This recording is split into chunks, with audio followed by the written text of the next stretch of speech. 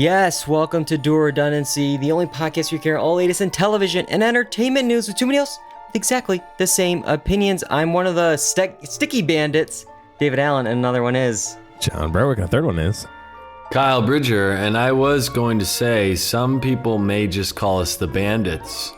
Some may call us the wet bandits, and others may call us the sticky bandits. Woo! Yes, the sticky bandits, because this is Home Alone 2 we're talking about. In Home Alone 1, they were the wet bandits. Here they are the sticky bandits. We're going to be breaking it all down tonight. It's a very special holiday movie recap. It's kind of a tradition, and almost always now during the week of Thanksgiving. I mean, for many people, that is kind of like the start of the holiday season. That day after Thanksgiving marks, Christmas is around the corner. And let's see, about 2 years ago, we did Home Alone 1 for the 30th anniversary of that in 2020. And yesterday was the 30th anniversary of the sequel, Home Alone 2, Lost in New York. November 20th, 1992, it came out. I was barely 2 years old. Yeah. And yeah. This was when Macaulay Culkin was raking in money for his parents, man. Raking in all the cash. We'll get to that. He was like in everything, man. Yeah, he made quite a bit for this sequel. This was after the first movie. The first movie was such a hit that this one was, of course, like just so much more. They had to up the ante. We'll see if they ended up doing that. So this film, like the first film, is written and produced by John Hughes and directed by Chris Columbus. And it stars Macaulay Culkin as a young boy who's separated from his family again, but instead of defending his Chicago area home, he's now lost in New York City. And it definitely was successful. Don't get me wrong. It wasn't going to hit the heights of the first film, because that one was just like out of the gate so much money. But it was still big. It made $358 million worldwide, and it's the third highest grossing movie of 92, behind just Aladdin and The Bodyguard. Those were the other two films. Those were the top three? The top three. Aladdin was number one. Oh my Bodyguard, gosh. I don't even know that film. Bodyguard's with Whitney Houston and Kevin Costner, I think. Okay. I think. I don't know. That's what you were watching in 92. Yeah. Yeah. So what do you guys remember before we get into, scene by scene, line by line of this film? What do you remember from Home Alone 2, watching this as you grew up? John, was this a staple in your household? No, I remember seeing it maybe once or twice total. I would be surprised if this was not the third time I saw it just this weekend. So definitely not one that we watched super often. Even the first one we didn't really watch that super often. So yeah, I remember some of it, but there's definitely parts of it that I was like, oh, I didn't remember that. Like, yeah. Kyle, what about you? Were you a fan? I didn't. I remember watching it when I was young. I don't know when, but after that, I think the most recent time I've seen Home Alone 2, I think since we've seen Home Alone, the first one, just like clicking through the channels. But I gotta say, I have no connection really to either of these films, because similar with John, it's not like one that we had to watch every time, every Christmas or whatever. So I don't really have that kind of connection with the film. My connection, if anything, would be more so with the first one. But the second one I have seen a few scenes of more recently. So when I was watching it, I was like, oh yeah, I've seen this more recently. Yeah, I'm trying to remember. For me, I feel like these just all just blend together. Even like when we were doing the rundown the first time for the first movie, I was like, wait, where's the scene with this? Or where's the trap with that? And it's like, oh wait, that's the second movie. And they all kind of blend together. Yeah, Hellbilly XO in the chat. I'm not sure if I've ever even watched Home Alone 2. Don't worry. We will break it all down. It'll be like you've seen the film after tonight. but watching this, I really noticed this time around how it's like the same exact movie as one. It's a formula. They plugged it all in. It's The Hangover Part 2, just doing the same exact thing, just tweaking it a little bit, because it's like, okay, obviously he's left again, but even, instead of the scary neighbor with the shovel, that he befriends, and there's a heartfelt scene of holiday music in the church with him, and that guy later saves the day. Here, we have the scary pigeon lady that he befriends in a heartfelt scene of holiday music. Talk about who later saves that the day. Ridiculous, man. But yeah, there's just so much stuff that's like the chase scene after shopping alone, and the film noir to scare people, and it's just. But as John is showing here, there's already at least one change, big change from the first film. Coke and Pepsi? Yeah, we went from Pepsi to Coke, it looks like. They lost the sponsorship. Oh, no. So our friend Kieran Roman Roy Culkin is drinking Coke instead of Pepsi, gonna wet the bed with Coke instead, I guess, in Home Alone 2. Easy on the fluids, bud. But, yeah, so there's, of course, the holiday party. Let's get right into the movie here. We're to start off with the giant McAllister house. I don't know what this father does for a living. I think we talked about that last time too. Did we figure it out? No, we didn't know. Is tonight just going to be a repeat of Home Alone 1? Just all of our same takes. But yeah, so we obviously we should talk a little bit about the star. Of course, Macaulay Culkin. Actually, it's on Wikipedia as. Do you remember the In and Out point we talked about where he changed his name? That is on Wikipedia still. Wow. It's actually Macaulay Culkin is his correct name nowadays. His legal name, yes. His legal name. But Macaulay Culkin was just Macaulay Culkin then. And for this film, he made $4.5 million plus 5% of the gross. Wow. That was the highest salary for a child actor at the time. To put things in perspective, he made just $110,000 for the original. Wow. Oh my God. Well, he was making up for it. Yeah. Making up for the I hope they got back end deal on this bad boy too. Jeez Louise. Yeah, 5% of the gross. It's always one of those things though with these like Hollywood movies where they're like, well, actually we didn't make money because you have to take out marketing and promote this and that. And then it's like, oh, we actually only made $7 million. It's like, wait a minute. It says here you have $600 billion you made off of this. Like, but what's wild that whole thing's a lie. With how many people are doing digital media at this point, there's money somewhere, and I don't know where it's going, but they're not giving it to, all the crew members and all that. It's going straight to the top. A $2 million consulting fee that came off the top. Like yeah. And he didn't do too much after this. Actually, I looked at his IMDb, and just for 2 more years. He was working, at least his childhood acting roles. He's done some stuff since, but his final film role as a young actor was just 2 years later in 1994's Richie Rich. Do you remember Richie Rich? Yeah, I do. That was a staple for me. That's the one I remember. I remember Richie Rich a lot. Yeah, I'm trying to. Hellbilly in the chat is asking Home Alone before or after Uncle Buck. I'm gonna assume. I don't know. I've seen it. I think Uncle Buck was before. And then Home Alone, and then Home Alone 2. In the 80s? I feel like, it was 80s. I think it is, too. Yeah, so that's probably where he, rose to the fame there, at least initially. 1989. 1989, yep. Just before Home Alone. I think that's all the John Hughes universe there. Yeah, let's see here. So, we have the Talk Boy. That's what he's doing here in the parents' room. I wanted this so bad as a kid. I don't even remember this. Because of this? I think it was because of this. And because this was actually created for this movie. This didn't exist. Oh. And then it was like a little gadget that he had and used. And then it became so popular from the movie that it became a toy. And by then, it looks the Zoom recorder. You'd get a P-Pex. They probably still have it there.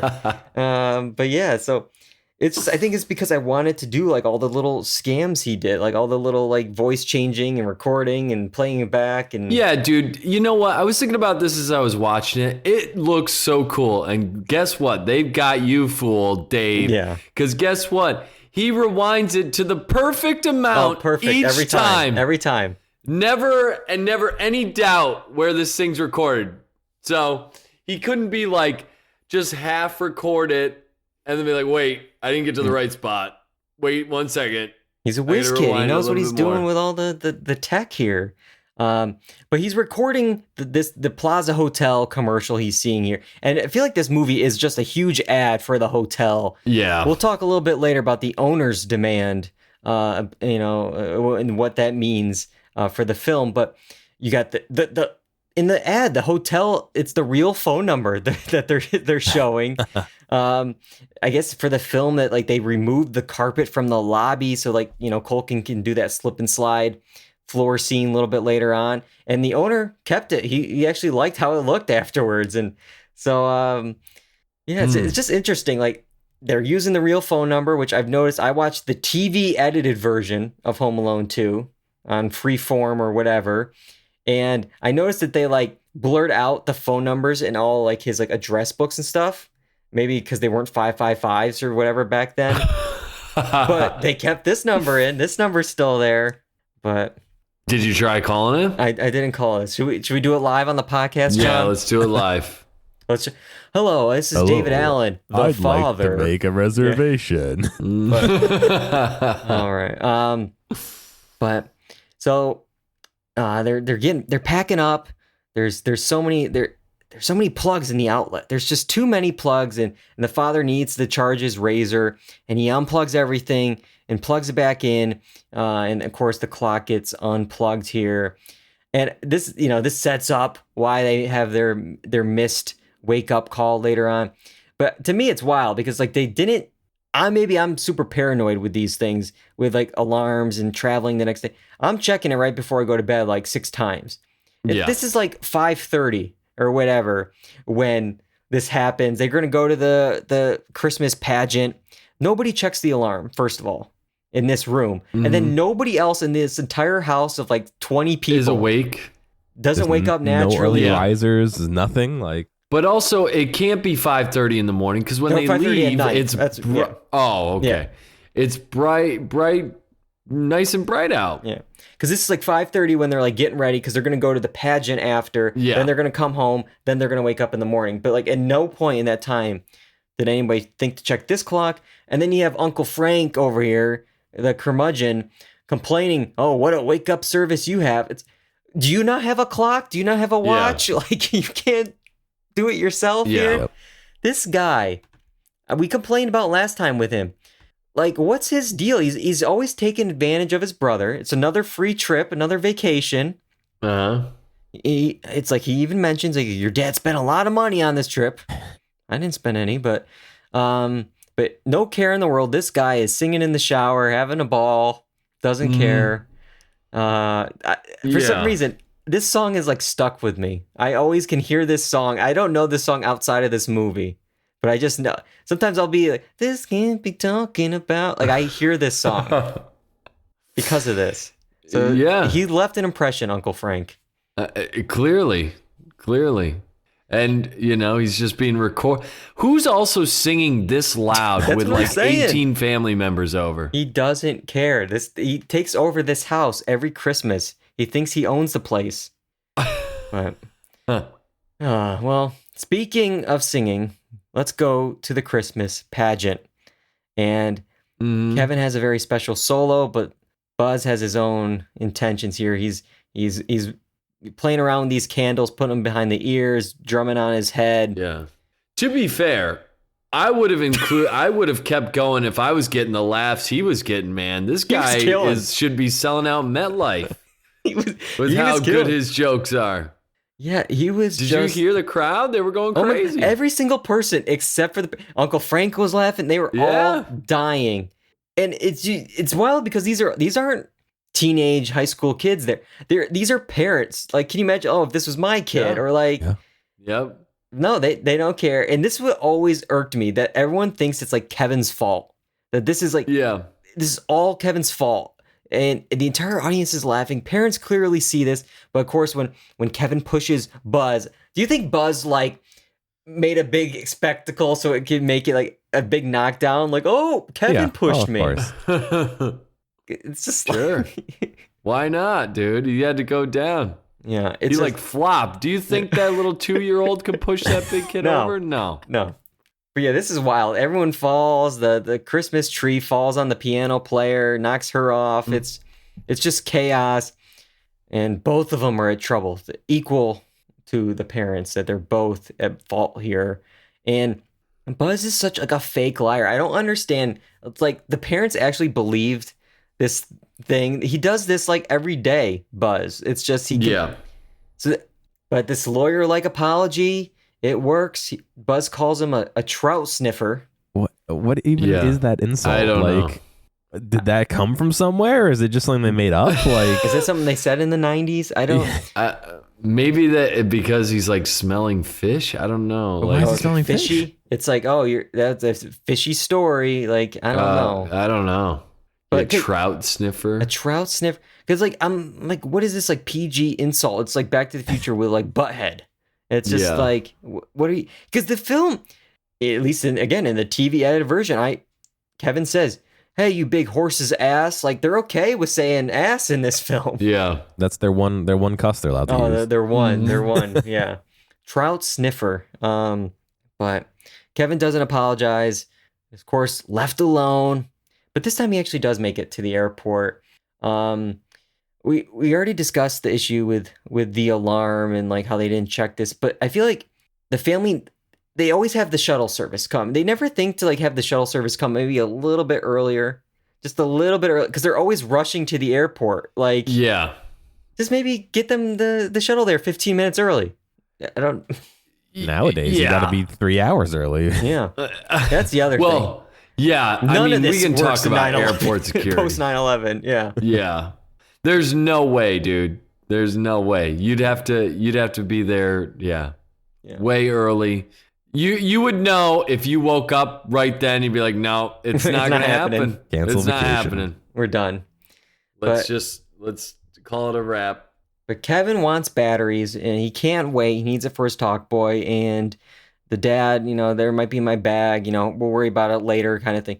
In all this chaos, when he's looking for batteries, he mistakes one man from behind as his father and follows him to the left instead of going right with his family.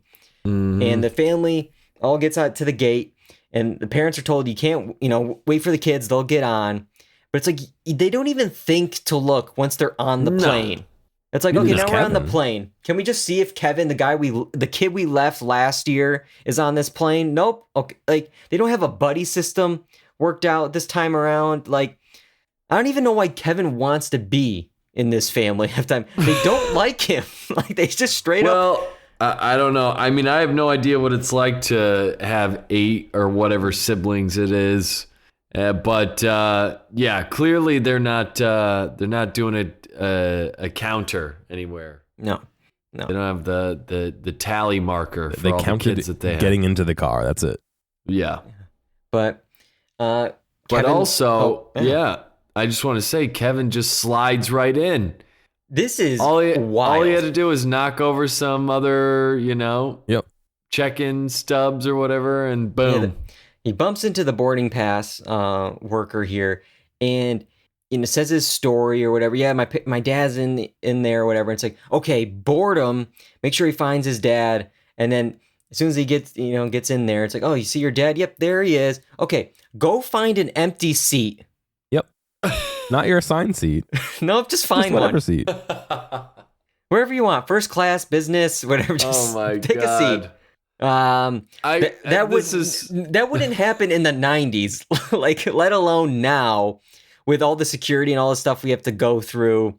There's no way that this would even remotely happen. Yeah. But I don't know, the family makes it down to Miami. They're down in Florida. They do the famous, give this to Kevin, the bag down the line. I love how it misses Buzz both times. They make a point to show Buzz is not even, like he's like staring off into space. And then it gets to the end, and it says, like Mom does the famous realization scream, Kevin! Do you have a good Kevin impression, John? I know you're sick. Can you yell Kevin at the top of your lungs right now? I don't. I'm like 4 octaves too low to do it, I think, right now. Yeah, so does the famous Kevin yell and passes out, realizes, we did it again. Mm-hmm. Kevin made it to New York City. We see the famous skyline here. Oh yeah, the famous one that doesn't exist. What are you talking This is what about? I love. This is what I love about Hollywood magic. Is like people that are never gonna get close to New York will be like, "Oh my God, is it really like that?" It's like, no, Nope. no, it's not. I was so It's not confused. even close. That looks like it's New Jersey almost. Well, that's the thing. When I first saw this, I was like, okay, this is, maybe he landed in Newark. Newark, yeah. And Yeah. he's looking at it from No. that way. But I'm pretty sure this is reversed. Like, Yeah. he's looking from the east west at Yes. Manhattan, which Yeah. would mean it would be LaGuardia, which is not even close to this view. Yeah. No. But either way, I guess we're supposed to assume it's LaGuardia because he ends up taking a cab via the Queensboro Bridge in. And I was like, Uh-huh. first I was like, if this is Newark, I caught a mistake here. You just wanted the shot of the skyline. But whatever. It's a movie. Yeah. It's that movie magic. Yeah, but he knows his way around New York City for a 10-year-old. I barely get around as well as he can. He ends up in Chinatown to get some fireworks. He's in Battery Park. He's going everywhere. There's one spot that was absent, though. And I wonder if you guys saw it in your versions. On my TV edited version, I remember watching this as a kid that he stops at the World Trade Center, but not on the TV version. The TV version had him cut out since 9/11, and I believe they were supposed to go back in. They were supposed to put him back in, recently, but at least the version I saw, not there. The montage just stops. It was on mine because he was at the it was at the top. He was at the top because I thought it was interesting. Yeah. To see it from that perspective. Yeah. But so it wasn't mine. yeah, so it's interesting. Yeah, I'm probably watching an old cut on, even though it just aired. But why take it out? It's That's not the like same it's question like I had. Yeah, I could see if maybe it came it's out. not offensive. No. I mean it used to be there. Yeah. This is an old movie. I don't understand. It's an interesting thing. I think I was telling John before the show, I just remember hearing, because again, we were young when this happened, that all the TV, all the movies that it featured the trade centers, that they took them out, whether it was the establishing shots of like in Friends, like they wouldn't show them, after that. They in Spider-Man, I think they had some kind of either poster or trailer. They had like a web in between them where like there was like a helicopter, like they caught the bad guys or something in, and maybe that's because it's a little too close to home with a helicopter in between, the trade centers and stuff. Maybe that, but yeah, this is weird where it's a kid just going to the top. Yeah. To the thing. Can we go back to the gift, John? Because I do have a question. When he's at the top of the World Trade Center and he has his Polaroid out and his Polaroid is facing up, what is he taking a picture of? The helicopter. Is it the helicopter from Spider-Man 2 or whatever? Because watch this. He's like, okay, here we go. I'm taking taking a photo of the camera, but he's taking it up. It's the sun, man. He's looking right into the eclipse. He's on the tallest building in the city, and he's facing it towards the sky. But I don't know. But he's getting some good shots with his Polaroid camera. Yeah, I'm sure they came out great. There was one cool shot, actually. I think it was while he was doing the tourist stuff, where he was like standing in front of the statue, and it's like pointing, but we see the statue. He's in the background, the statue's in the foreground. It was just a cool shot that you wouldn't necessarily expect from a kid's movie, but it was like, oh, that was interesting. That was cool. Director Chris Columbus. Oh yeah, not Chris that Chris, Columbus? the other one. But yeah, so now we're at the police station and in Florida here, and the police think he's still in Chicago. And I love how the officer's like, has he ever been in a situation where he was alone before? And the mom of all people is shaking her head, no. And the dad has to be like, hang on a second. It was just last year this happened. It's the exact same thing. How does she not remember? This was a year ago. It could be that. I mean, she has an expression on her face like, yeah, I remember, but I don't want to really admit that I've lost my kid before. Yeah. I know it's like in this situation, like, it's like the stress and the anxiety, but like even like they started joking where it's like, hey, we never lost our luggage though. And they're like, knock on wood, and they're all Yeah. laughing. It's like, again, your kid is missing, but okay. But again, Yeah. she has 8. I mean, Yeah. she could spare one. She could lose really. one or two, Yeah. She could. That was the number one note I sent on Instagram. Send in your thoughts about the movie, and we had comments specifically about the parenting and losing children here. Kuka Becky said, "Such a good movie, a classic, but how do you lose a child and have no idea he is missing?" And then What's Up Nikki said, "How'd they forget this kid twice? Irresponsible." So a lot of people, Dude, it was are judging these parents.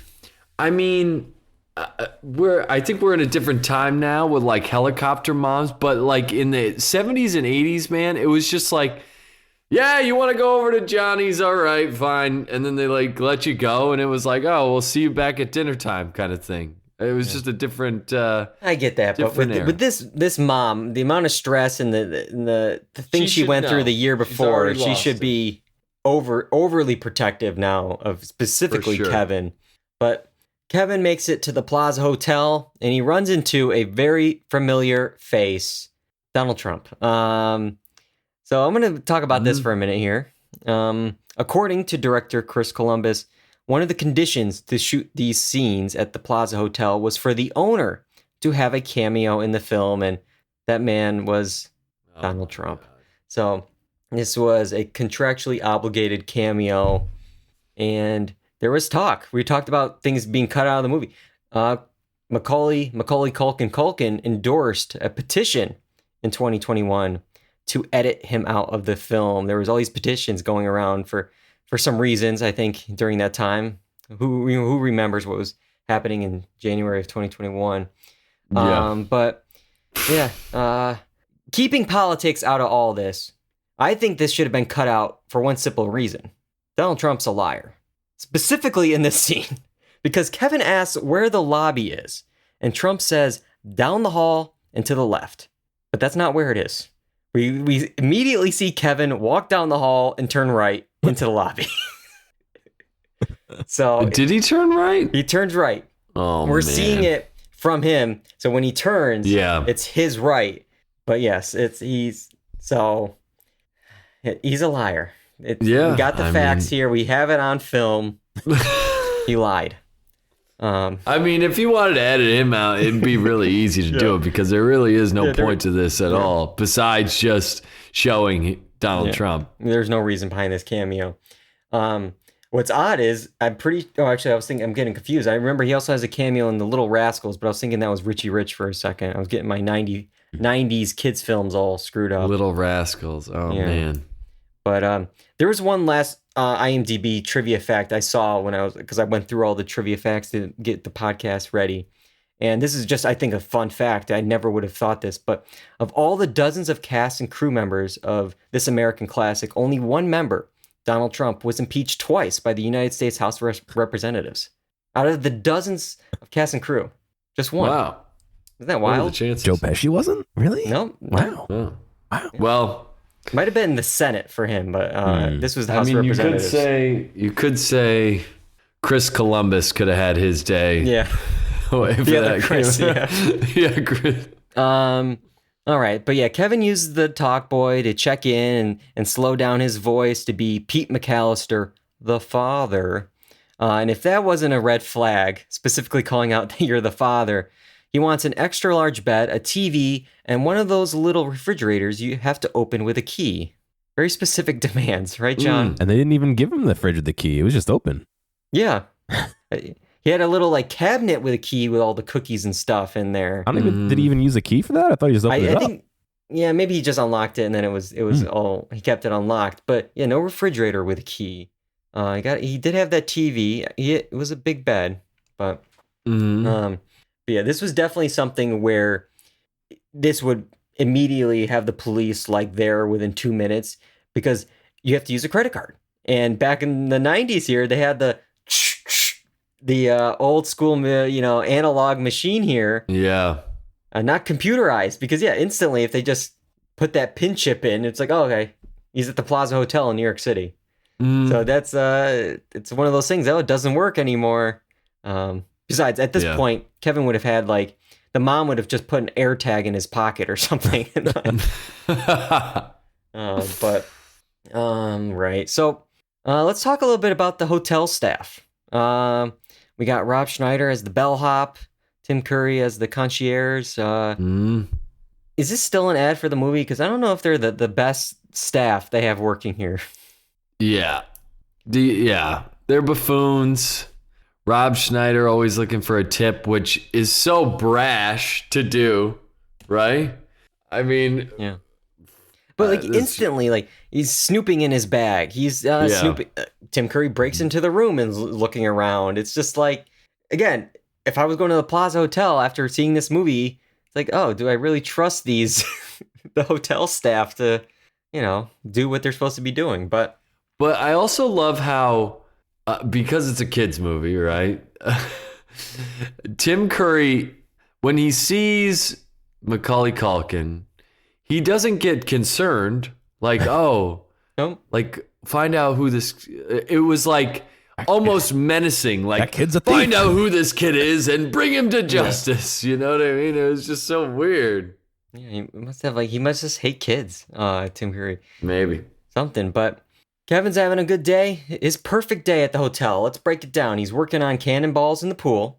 I like how he politely asks around him, do you mind if I practice my cannonballs? It's like, yeah, sure. Hey, I mean, when you're making a big splash, you gotta let the people know. I like how he asked the people in like the hot tub. He didn't ask any of the women that were like behind closest him to in the chairs. Yeah, that would get splashed. He's having ice cream sundaes with 3 scoops because he's not driving. And then he's watching some film noirs. And we definitely talked about this for the first film. Yeah, why this does is this the kid same like one. film noirs? Well, it's actually... But is actually it the same one? It's the same people. It's the sequel. The original in the Home Alone 1, it's angels with filthy souls. In this film, it's angels with even filthier souls. So they made a sequel within a sequel. All right. Okay. But again, why does this 10-year-old love black and white film noirs? The action.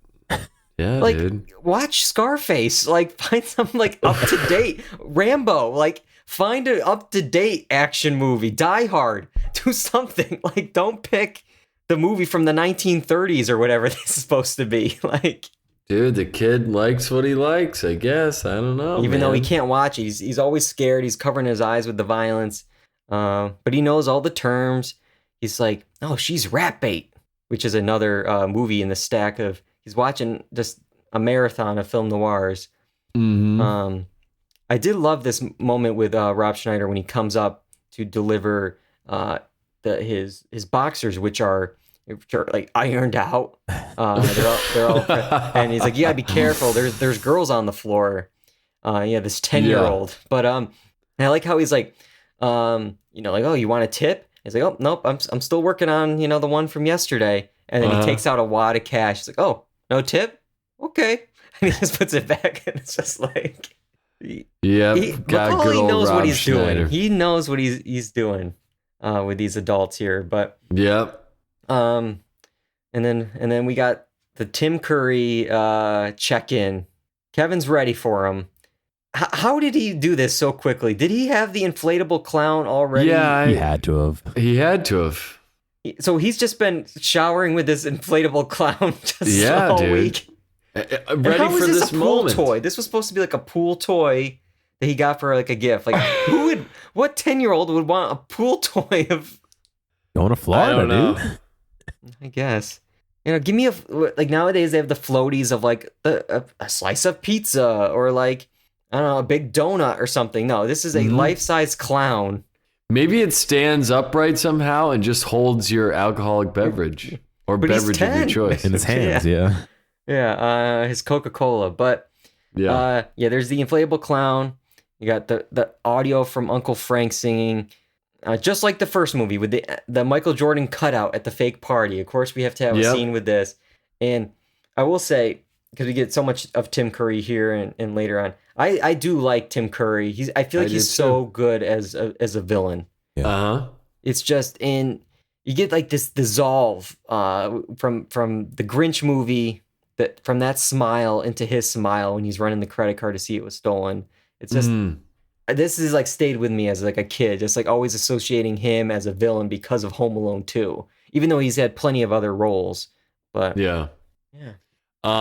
I also love the fact that when he runs the credit card, it just says stolen on the front of it. Like, that's how it works. Yeah. Also, they ran it with the analog machine before, and now they're doing some digital stuff. Like, Yeah, so I don't know, because like I guess with the analog, it's like, okay, we'll do them now, but then like maybe on checkout, like we have your credit card on file, and then on checkout we'll end up running it and actually like getting the money. But yeah, maybe still, I don't know. But it doesn't pop up and say stolen. It might be much safer if it actually did that every time you went to use the card. But jeez. Tim Curry's not the only villain in this film. We haven't even mentioned the Sticky Bandits yet. They've escaped. They're ready to take out, get their phony passports, go to a foreign country like Arizona. Yeah. And they changed their name from the Wet Bandits to the Sticky Bandits. And I love how they're just there's like a runner of Marv, like constantly like grabbing like winter hats and gloves and just throughout the movie. I just love how it's like they just keep going off with that. But we see him at the ice rink, which is also owned by Donald Trump. Surprised he wasn't ice skating around this as well. But they're talking about robbing a toy store, and they're going to be waiting in little houses at the toy store. And of course, that is the toy store. Kevin arrives after a limo with a cheese pizza. Let's talk about Duncan's toy chest here. Kyle, what are your thoughts on Duncan's toy chest? This toy store. Would you have liked this as a 10-year-old? Probably not. I mean, it's too like antique style. Yeah, it's too much antique and not enough modernity, I guess. Isn't this like FAO Schwartz? Isn't it kind of? I think they're basing it off of that. But yeah, this is. But as far as like the trains and everything, those things were always cool. Yeah, I always thought they would be cool to have, but I would never have the patience. I like going to Wegmans now and just seeing the train at the grocery store. They have at Wegmans. They have a train going. They do. Around. Yeah. Oh man. But might be worth a trip. But yeah, no, that's how I feel. I feel like it's too antique-y, but it does have some novelty, but I don't know what I would get there. Yeah, like looking at it, it's like the Christmas Village houses, and there's ornaments and nutcrackers, and it's just like where are the Legos? Where's anything with batteries at this point? Like it's wild. I don't even know what Kevin buys. It's like some like dinosaur head on a can of like Play-Doh. Like is it silly string? Is it a lollipop? Was that the goo that he used in the end? The green goo that was on the floor? Well, maybe. And that's it. That was like falling all over. I thought it was, but yeah, I just don't know even what he bought at this store and where he found it. But he meets Duncan here, the owner of the store, who just happens to be working the register. He meets the holidays. You got to pitch in wherever you can, and I love how. He says, all the money the store takes in today is going to charity. This is Christmas Eve. That is insane. I love the nice man that Mr. Duncan is here, but that's no way to run a business. I could see maybe like, from 6 to 8, whatever we make or something. Like, this is a lot of money on your busiest day to go to charity. A generous man. He's willing to give up his cash and then immediately go on smoke break after he's done serving this child. Yep. Gets his $7 for the Play-Doh or whatever. But Kevin actually gives him a $20 donation. Duncan, in return, gives him 2 turtle doves off of this like ornament statue, which will come back later on. It's basically the equivalent of those BFF for life. Like stickers or whatever. Those chain heart that like you got half your heart and you gave it to somebody else, a necklace. But okay, all right here. So for some reason, our sticky bandits decide to leave their houses, even though that was their plan that they were going to wait in those houses. They decide to leave to get some air, maybe some food, and they bump into Kevin on the street. And of course, he screams. We get this chase, and I do like how there's like some vendor on the street. He buys these like pearl beads and he just rips them apart to makes them trip here. And I found this article and I think it'll be fun to go through when we see all these different traps that they set for these guys, just how much physical damage that these two men go through. Because they would be murdered. They were all murdered multiple times. They would be, I mean, I don't know. I think at this point, Pesci has to be approaching 50 at this point. Like, he's in his 40s at least. And these guys, they slip onto the sidewalk. This article I'm mentioning here, it was from Entertainment Weekly. They asked the doctor and this professor of orthopedics from NYU, and he says, what would happen? Well, just with this one slip alone, herniated disc, possibly permanent damage, and at least 2 to 6 weeks of rest with probably surgery as well. Yeah. And that was just this one slip. This is the tip of the iceberg that these two are going to be facing. Yeah, this is a broken hip, and this isn't even the worst of it. No. Later on, they get murdered multiple times.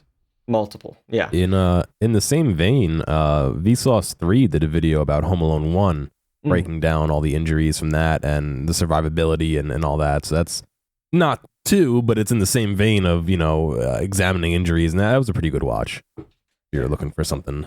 Yeah, I always love those when they like break it down. It's like, this is what really would have happened or cost you and stuff like that. But the chase continues. It goes into the plaza. Now the hotel workers are after him as well. And they run up to Kevin's room. But they're stopped by the film noir dialogue. Perfectly timed, as Kyle was saying. The fast forwarding, the muting. He's on all the remotes. He's got this whole dialogue going. And I have to ask, why does Tim Curry go along with this? He knows it's not real. He just found out the card was stolen. You just busted him, but you're stopped now when there's a voice of a 1920s gangster in Kevin's room. It's scary, dude. It's scary. He's in the service industry. He's still got to service people, and he's being yelled at. I guess that's all it took. We'll get to that. First, he's going on in this monologue saying how he caught you smooching with everyone. You were smooching with this guy and this person and that person and Cliff. And I do love this kind of cut where he goes down the line, the security guard, you see the name tag Cliff. He's like, no, not me. No, don't look at me. But yeah, then they bring out the Tommy gun and they think that they're being shot here. And no, it wasn't that. And I love how Kevin still manages to find the time to lip sync "Merry Christmas, You Filthy Animals," leave, and then come back to say, "and a Happy New Year." Like, that's your top priority. Kevin's constantly like talking out loud to obviously us, but it's like he's talking to us. He's doing this. Like, who's this for? But he's also befriending crazy pigeon ladies and running into apparently, discount Santa Claus. I mean, I don't know. This whole thing's wild. Yeah, and well, the sticky bandits are waiting for him at the loading dock. They grab him. They say, you can't scream. Pesci has a gun in his pocket. And just so, happens in New York, the person that the sticky bandits saw just moments ago, they run into that person as again, this blonde woman where Kevin pinches her butt and punches Marv and Harry. And he gets away. He loses them in the park. I love Marv's picking up the wrong kid. I got him. And it's not the right one. But neither are worried because they both said, grown men don't even leave the park alive. And you gotta love that. I love New York tourism. Yeah, I know. Yep. But honestly, I mean, also true. They're not wrong. But Kevin's running around. He's scared. He's in the park, and he runs into the scary pigeon lady. This woman's is a big actress. She's actually an Oscar winner. She won Best Supporting Actress in 1989 for My Left Foot. So it's wild that this film has so much talent because you have Pesci, Catherine O'Hara, Tim Curry. Here, Brendan Fricker is her name. They have EGOT noms between all of them. They between all of them, you add it up, they have an EGOT in nominations. They have 2 Oscar wins, 2 Emmy wins, and that's even before you add in Rob Schneider. If you add him in, you have 2 Oscar wins, 2 Emmy wins, and a Razzie Award. So Oh yeah. I don't know I don't know who got what in that combo. I mean, it is a sequel to a very popular movie, true. and so you got to imagine that they were trying to get some more talent, and I'm sure those people want to make money too. Yeah, that's true. It would be like Robert De Niro doing what do you have, the Internship or whatever that movie was? You know what I'm talking about? Yeah, I know what he's talking about. Yeah, But bad it's just grandpa. like He was the bad grandpa. Yeah, it's that kind of situation, you know. But yeah. So he ends up befriending her, and he goes to the attic of Carnegie Hall. And I'm gonna be honest, I kind of zoned out in this scene. It was a heartfelt scene, but I was like, all right. Yeah, but Okay. I mean, heartfelt about what? He's talking to the crazy pigeon lady. Yeah. What are we trying to tell kids here? That you should befriend the crazy pigeon person at the park?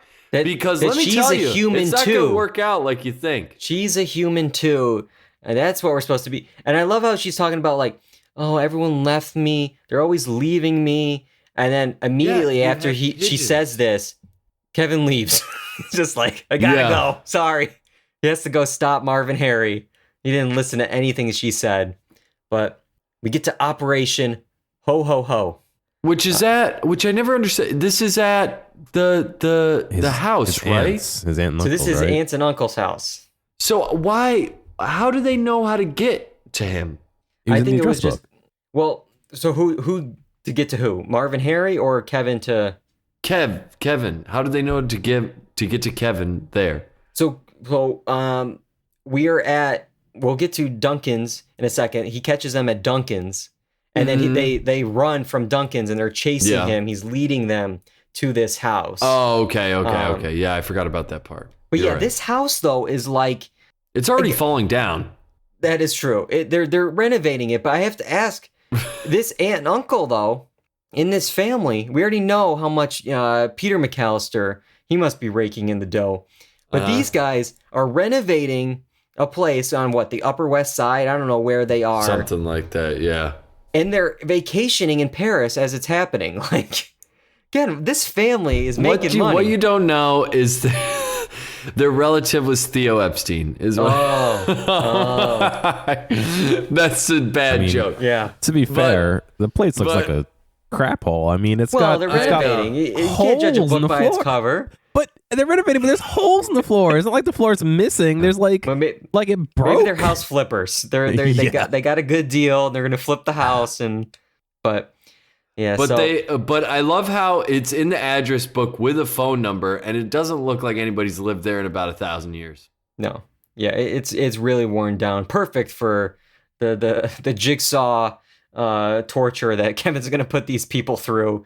But we're at Duncan's toy chest, and we caught the bad guys. The photo is taken, and Kevin breaks the window to sound the alarm. And the whole time, I'm like, why does Kevin just not call the cops at any point? He should have went to the cops 2 days ago to just say he was lost, and they would call his parents. He's taken matters into his own hands, man. This guy, he's sadistic. He's a young Jigsaw. He wants to torture these people because, again, he could have easily have just gotten the police and say, hey, you see, there's 2 people in there right now robbing the place. Instead, no, he breaks the window. He lures them out. I have them on tape. Like, yeah, he's getting the evidence. But we get the first kind of Operation Ho Ho Ho trap. This seesaw that Marv jumps on that sends Harry stories into the air. Yeah, dude. So high up. He must have really. He's got some power in those legs. He's been doing squats. Yeah, and he lands. Pesci lands on the car and caves in the roof of the car. Again, Pesci's hitting 50 here. Yeah, and again, the article mentions this would definitely be multiple fractures, possibly permanent disability. Just he gets so much air. This guy, it's wild. But he waits for Marv to come out and run and jump right on that. Yep. It's like the perfect like seesaw. Who's pulling a jump stop out of the place that they're stealing from? That's true. But I love how it's literally just a board and like a can, and it's just perfectly like a perfect seesaw. But Marv and Harry are chasing Kevin to the house, and there's a little bit of negotiation from Pesci, but it doesn't work. Instead of sending the camera down, they send the bricks down, and each one, Dude, 4 in total, hit Marv in the head. His brains would be on the ground. They'd be all over the bricks. His head you wouldn't even be able to recognize him. One of them, he's gone. He hit 4 to the head. And yeah, as we're mentioning, the article brings up at best, brain damage, at worst, death. And they say, oh, what would it cost? What treatment would there be? And they're like, treatment, none. Cost $3,000 for a funeral or something. It was just like. But all it cost him was some few marks of makeup. Yep. But yeah, no, his brain, dude.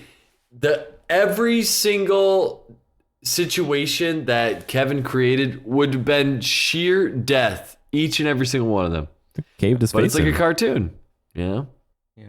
But I think it'll be fun because, like I mentioned earlier, when we were watching Home Alone 1, and I remember, like, man, this wasn't as violent as I thought. I like the first one, sure, there was moments, but there was like a BB gun. Maybe they slipped on some icy steps. They stepped on some glass ornaments.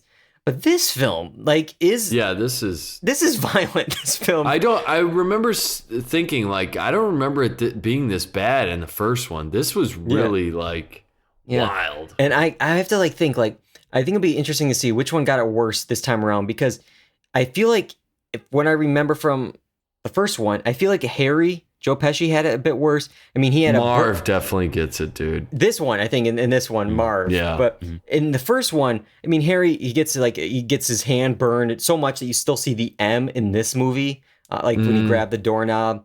And of course, he gets the blowtorch to the head, which would be quite painful. But yeah, this one, it's easily Marv. I mean, four bricks to the head is a lot, but he gets a staple gun to his butt and his nose. And his groin. Slips in his groin. He slips and runs into a bookcase full of paint cans that all hit him down. Mm-hmm. But the kicker, the one that is insane, is when he tries to wash up at a sink. It's hooked up to a car battery, and he's shocked so hard that he becomes a skeleton. Yeah, dude. I'll repeat that. He becomes a skeleton. There's no flesh. There's no muscle. There's no blood. He becomes a skeleton before transforming back to Daniel Stern. I always said Home Alone was one of the first zombie movies. This is wild. Like, I know it's just a dumb, like, throwaway, cutaway gag, but man, it's just. It is so silly. They just do a flash. They put a beard and an afro on a skeleton. Yeah, and they just shook him. It's just, but yeah. I also wonder this time around in the second movie if it was in like Pesci's contract where it's like, no, you did a lot to me in the first movie. Marv can get it this time if you like, because Marv is covered in paint. He's shocked hair.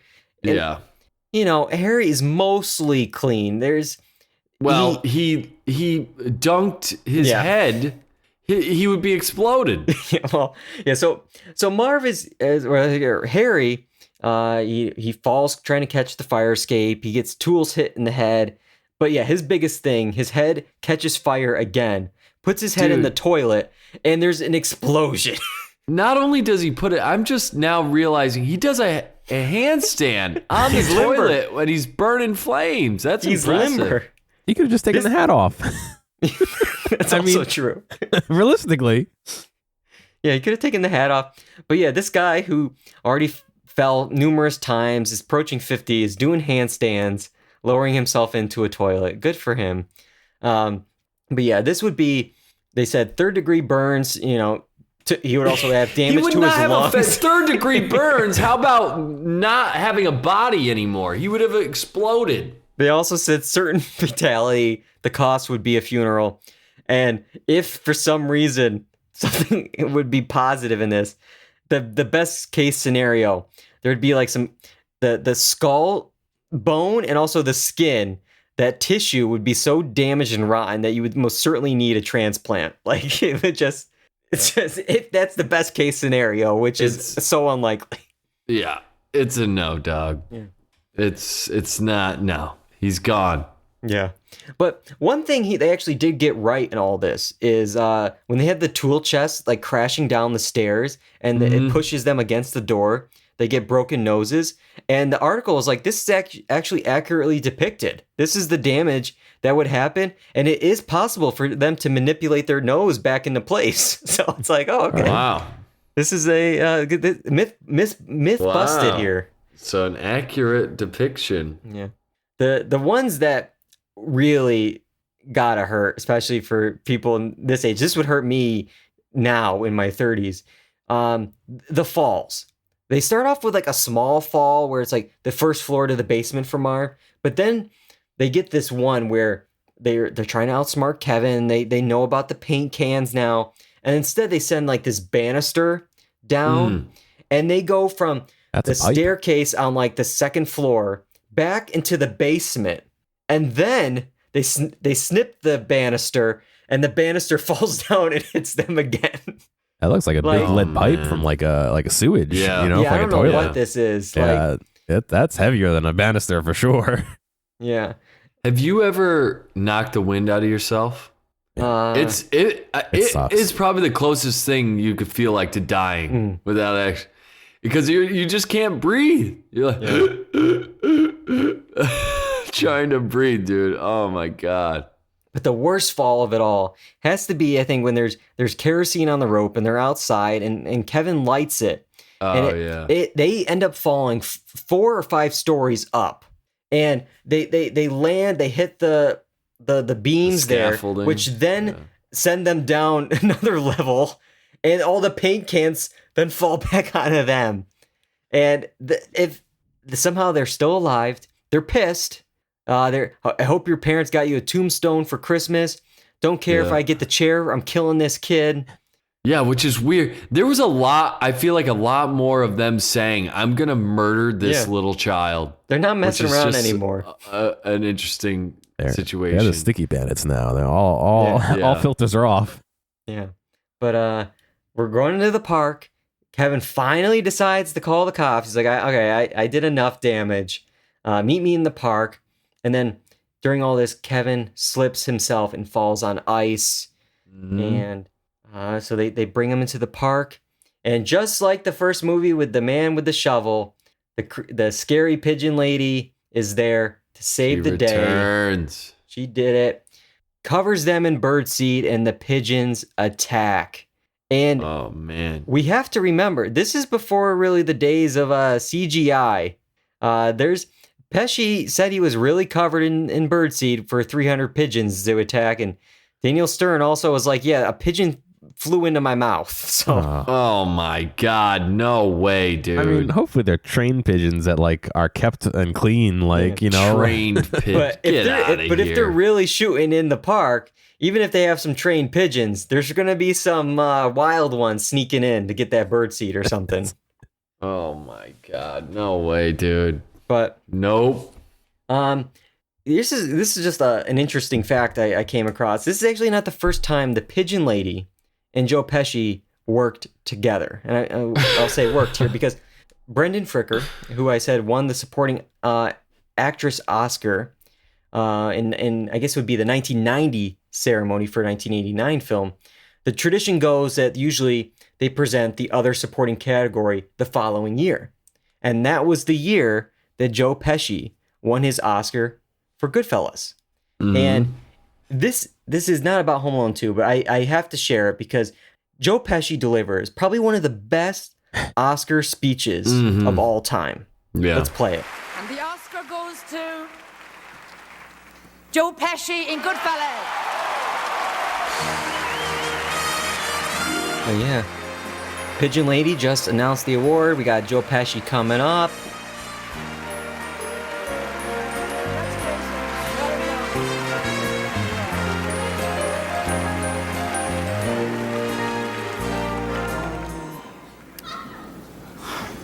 Oh, it's my privilege. Thank you.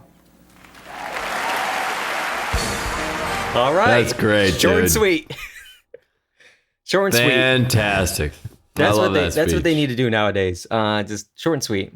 But the fireworks go off. The cops are there, and Marv spills all the beans. Sorry, we're a bit cranky. We just broke out of prison a few weeks ago. The bandits are now behind bars. Mm-hmm.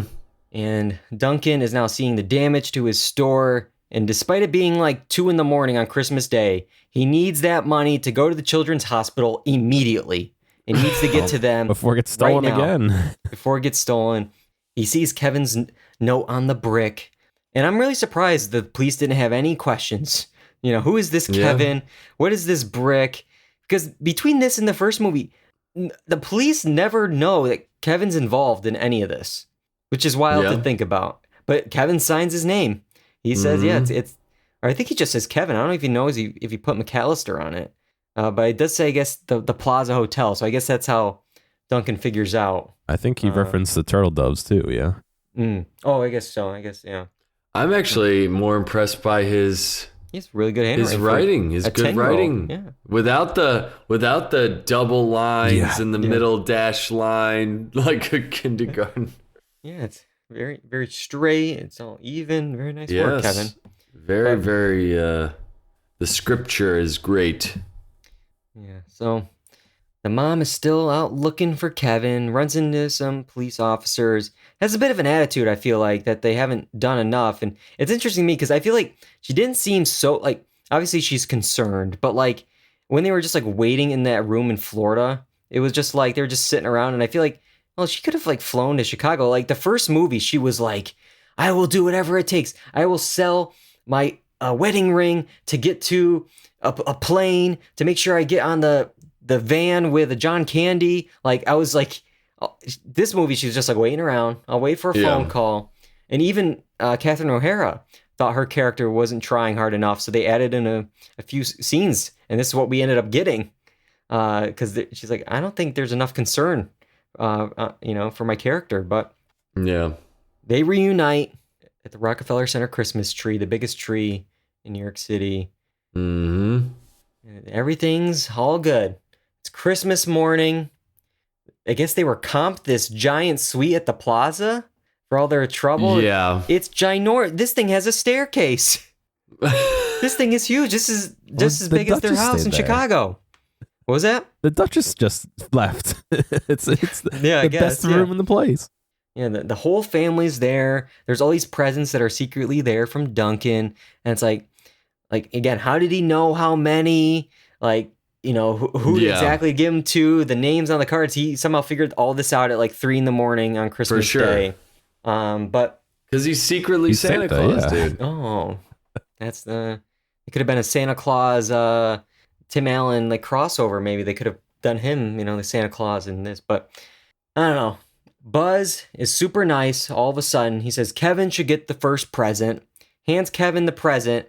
They all agree, but then immediately they start opening all of them. So that was a waste. And Kevin, during all this chaos, realizes, I gotta go say hello and thank the pigeon lady. Give the turtle dove friendship present to her. I love how they spent a week looking for Kevin. Kevin was missing. And immediately, when they get reunited Christmas morning, Kevin's able to just sneak out and Those presents. they forget about him. But I just think it's weird that he's running to go hug her when he pointed Yeah. out earlier she's covered in poop. Like, Yeah. really, Kevin? Like, they're friends now. They're friends. I don't know. No offense. If you guys are covered in bird poop, I'm not hugging you. Yeah, you're not hugging me with poop? No, What dude. the You're not heck? getting a Sorry. turtle dove ornament from me. I'll I'm accept giving mine the to ornament. Kyle. I'm not I'm giving hugging it to the Kyle. poop coat. No, sorry. But when Kevin's out here, the room service bill is delivered for Kevin's stay. $967. The dad is so mad. You can hear him from the park. Okay, it's a lot of money, especially for 30 years ago. But we've already established that this man is made of money. And because of Kevin, you got a suite comped at the plaza. Yeah, I feel like that's probably You wouldn't- more Like, than the cost of it. yeah, but with the What, the room service or the hotel? The hotel room they're being comped is probably worth That's more what than I'm the saying. $1,000 worth of thing. Especially when, like, I think we looked at Kevin's receipt earlier. It was like 300 something a night for the room he was in originally. So I can only imagine the suite's probably a couple thousand a night. No. Oh my god. Well, that's what I'm saying. It's like, Yeah. the dad should be, oh, I only have to pay $1,000 for room service when I have a suite at the plaza. That's a fair trade. I'll do that. Yeah. But he's not happy, and that's what we end on. That is Home Alone 2. I just want to quickly, I know we're a little over, but I want to quickly talk about the legacy of the Home Alone franchise because, well, this is it for the Culkin Home Alones. There's technically 6 films in this franchise. That's insane, man. Have you seen That's any of the other insane. Home Alone films? I think maybe I've seen the third one with that one kid, but that's pretty much it. I've seen the third one. The third one, I think, was like the last one that was actually released in theaters. And the third one is like there's like 4 bad guys, and the kid has like a pet parrot. I just remember Just that, like, added more stuff. the thing I liked about it is he had like an RC like remote controlled car and had like a camera on it, and he was like sending it into the other house to like check to see if like the burglars were in there. So I thought that was cool. But yeah, nobody's really involved in this except for actually John Hughes. He did write this one. Originally, it was going to be a teenage Kevin, but at the time, Culkin wasn't acting anymore, so they rewrote it, made it a bit younger, made it nothing to do with the McAllisters, and that was it. But then, last year, there was Home Sweet Home Alone on Disney Plus. Does anyone remember this one? It was written by thank Mikey you. Day, Streeter Seidel of SNL there, but there's really one real Easter egg in this, and it's that Devin Ratray, who played Buzz in Home Alone 1 and 2, reprises his role as Buzz McAllister, but this time he's a police officer. So we got some backstory. He went into law enforcement, Buzz, and it's implied that Kevin, Macaulay Culkin here, has gone into the home security business. So he probably has, whatever, the security system and cameras and the alarms, which, all right, that's a nice little Easter egg that's where Kevin ended up all these years later. But yeah, that is it. I don't know what else there is to cover with Home Alone 2. Did we miss anything? I think we said too much. I think we said too much too. I think we did too much. I don't know. But yeah, these are all, I do enjoy these. It's a lot of work, but it's a lot of fun just going back to these childhood movies and being like, what were we being served when we were 8 years old? Or there was a 7 lot of years old? questionable themes where I'm like, man, is this what we should be teaching kids? I don't know. Yeah. But yeah, well, that is it. And we're going to be actually off next week because of the Thanksgiving holiday. We're taking some time off, but there's going to be a lot to come up in December. We're gonna catch up on what we missed in November because there's a lot of TV. There's Welcome to Chippendales drops this week, The Crown Season 5, Atlanta series finale we could talk about, plus the White Lotus Season 2 finale is coming up in December. So there's a lot of TV.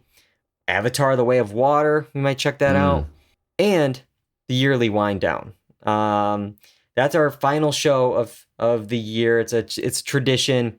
And for this one, we need your votes. We just launched today our annual survey where we ask, what were your favorite movies, TV shows, and pop culture moments from the past year? You can vote in the survey. We can tabulate the results and we'll reveal them later on in December. And you can find the link for this survey on our social media handles. And of course, in the show notes, it'll be in our Linktree page that you can click on the link. It's a Google form. Fill it out. It really helps us for that show. And then finally, if you liked this and you want even more holiday movie recaps, we've done a bunch. We've done Jingle All the Way, Home Alone 1, obviously, 2 years ago, and everyone's favorite Christmas movie, Die Hard. Willy Wonka. So we got a lot of movies you can watch and listen back to and break it all down. I really gotta thank both you guys this week for watching this full movie, for going long, breaking it all down with me. John, for directing the show. So many images on our Twitch stream. Plus, that segment header was made from scratch by John. Looked just like the opening credits. I don't know how you did it, but thank you both so much. And if you like this, you can find episodes of the podcast on YouTube, Apple Podcasts, Spotify, the blog, of course, Twitch, twitch.tv/doredundancy. Usually Monday nights, 8 p.m. Eastern is when we go live. And of course, follow us, at least for the time being, on Twitter and on Instagram at doredundancy. That's it. That's all I got. Until next time, I'm David Allen. I'm Trevor Burke. And I'm Kyle Bridger. And that's all we got for Do or Duncy. Merry Christmas, you filthy animals, and a Happy New Year.